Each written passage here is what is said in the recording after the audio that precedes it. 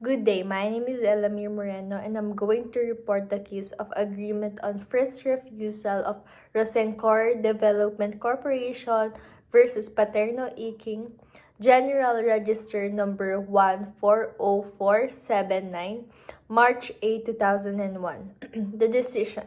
This is a petition on review of Sator-Yari under Rule 45 of Rules of Court, seeking reversal of the Decision 1 of the Court of Appeals dated June 25, 1999 in CAGR CV number 53963.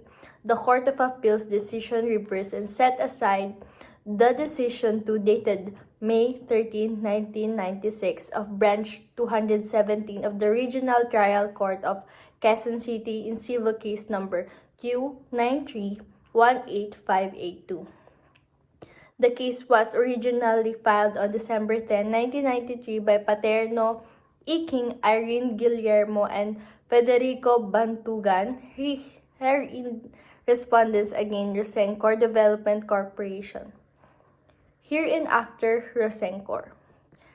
Rene Joaquin and Euphorcina de Leon. Originally, the complainant was one of 4 annulment of absolute deed of sale but was later amended to 1 for rescission of absolute deed for sale. A complainant for intervention was thereafter filed by respondents Fernando Magbanua and Dana Liza Tiangco. The complainant in intervention was admitted by the trial court in order dated May 4, 1994. Factors. Petitioner's plaintiff's claim. Responded Paterno Inquing, Irene Guillermo, Federico Bantugan, Fernando Magbanua, and Lisa Tiangco claimed that they have been leases of a 2-story residential unit owned by SPS Faustino and Crescencia Tiangco since 1971. The management of the leased property was transferred to their hire as representative of Euphorcina de Leon when the spouses Tiangco died. The said heirs purposely granted the respondents preemptive right to acquire. On the other hand, the respondents' defendant's claim was served with a letter from attorney Erlinda Aguila in June 1990, demanding that they move the premises because the structure was scheduled for demolition, but they refused. The respondents then got a letter from De Leon in October 1990 proposing to sell them the property for $2 million. In response, the respondents countered De Leon's offer by offering to buy the property for half the amount. De Leon did not react to the counter-offer. Rene Joaquin, Vice President of Rosencor Development Corporation, arrived at the property many months later to introduce himself as the new owner.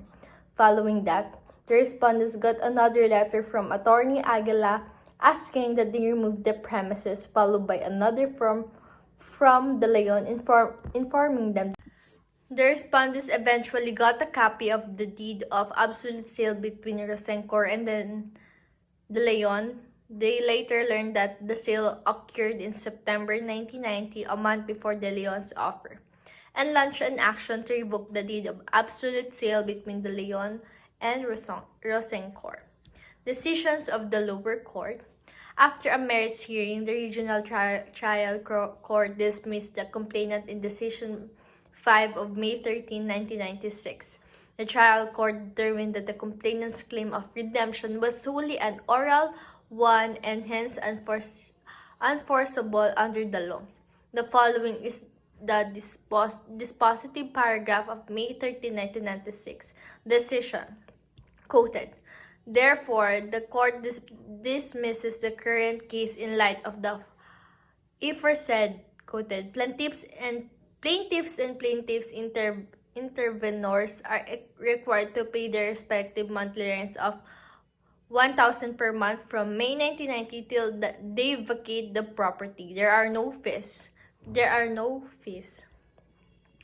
Respondents filed a notice of appeal on June 3, 1996 after being dissatisfied with the trial court's judgment.